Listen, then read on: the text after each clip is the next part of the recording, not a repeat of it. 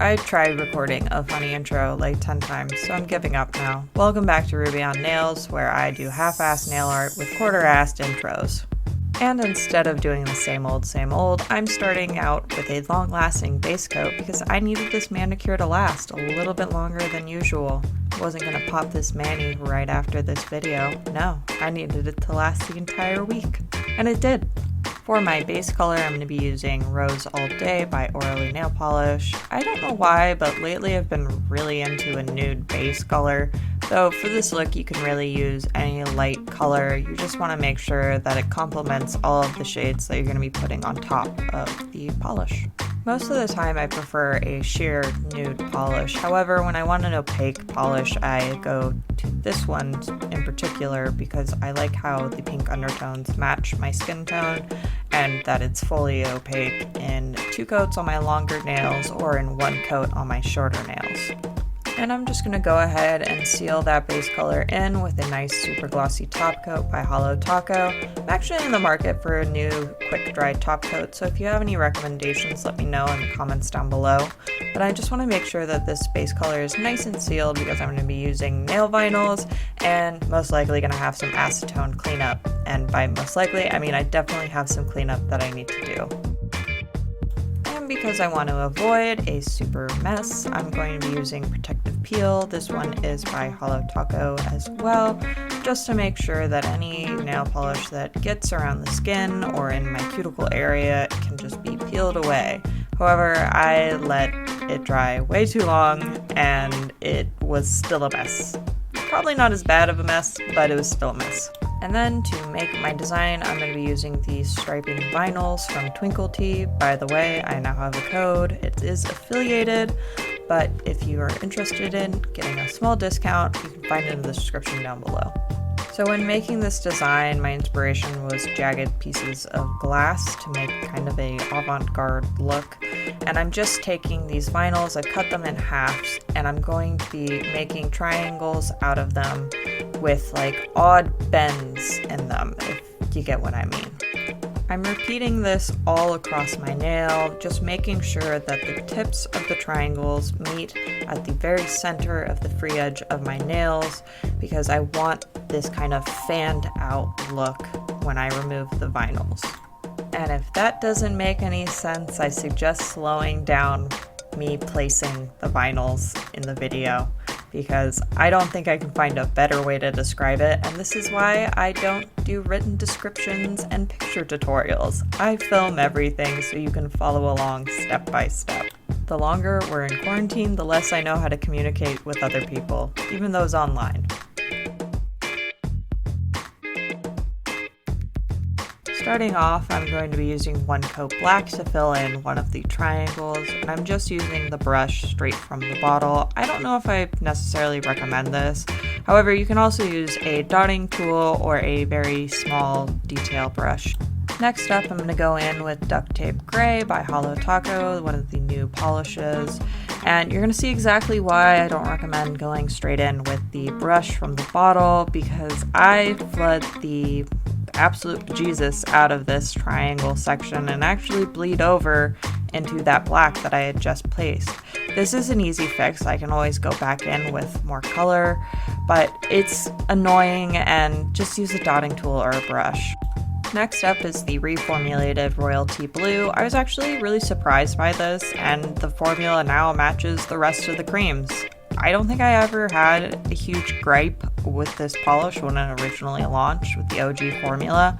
I think the only thing I can remember is that it took a little longer to dry, but now it's quick drying, it's opaque, and it's everything I expect in a cream by Holotaco. My only gripe with this polish is the name. Banana Hacks is not right, it should be BAN! It's a missed opportunity, and I don't know what polish they can do to properly represent Ben now. Like, what were you doing?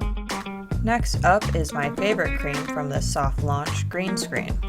It is a very bright, true green cream, and I'm so happy that they came out with it because I feel like there's not a whole lot of very true green colors. This is kind of how I feel about primary colors in polish.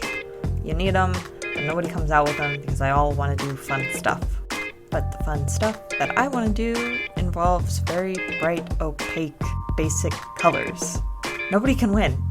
And you already know how I feel about not Milky White. But unless you don't, there's a review, so go find it. It's on my channel. And next up, I nominate this for the worst peel you will ever see in your entire life. Boy howdy are those lines a mess. Well, thank goodness we used a glossy top coat before we started doing this, or we would have even more of a mess. Because I'm going to clean this up using acetone. And I know I've said this before, and I think I've described it in previous videos, but you get to see firsthand how I clean up such a ginormous mess to save the look, because this look needs saving. But before I show you how to resuscitate a dead Manny, I'm going to show you even more cringy peel porn, because I just couldn't do anything right this day. I let the protective peel sit for way too long, and it's one of the things that come with filming. Honestly, if you did this at home, you would be able to do this in no time, and you wouldn't have to deal with the over stickiness of overly dry protective peel or crusty nail vinyls. Yeah, that's a mess. So whenever I go in to clean up a look, I'm going to be using acetone because it is just the fastest way and it won't stay there on the nail art. It will evaporate fairly quickly, so it's not going to eat away at any of the surrounding area or pool in an awkward way. A good tip when using acetone to remove polish is dip your brush in the acetone and then tap it on a paper towel to get rid of any excess liquid that you don't want on your nail art or around your cuticles. You want to use acetone very sparingly.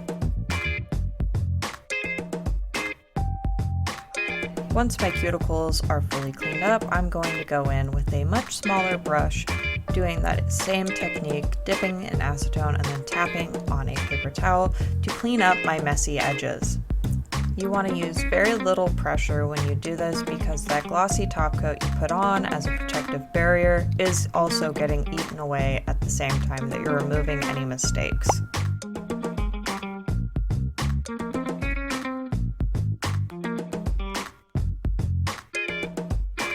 And once you're done cleaning everything up or just fed up with everything, you're going to seal this entire manicure with a glossy top coat. And again, I'm using Super Glossy Top Coat by Holotaco.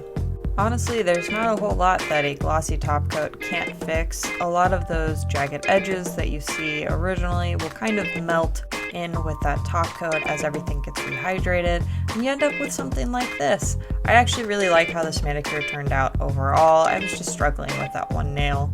And because I've really been enjoying matte top coats lately, I'm going to be using this matte top coat by Holotaco. Personally, I think the matte top coat kind of helped hide any of the mistakes that were still there and even out a lot of the colors that might have a little bit of patchiness here or there. Now, please join me and let's watch some paint dry.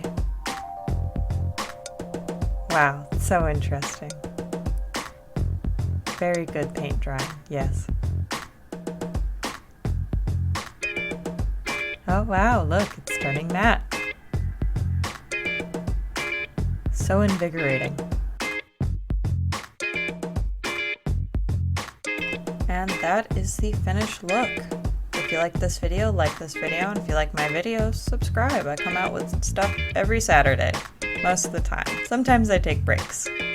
I actually really like how this nail art look turned out overall, and I think it's a really interesting mani that I'm going to play around with some other colors. Anyway, I'll see you guys next week. Bye!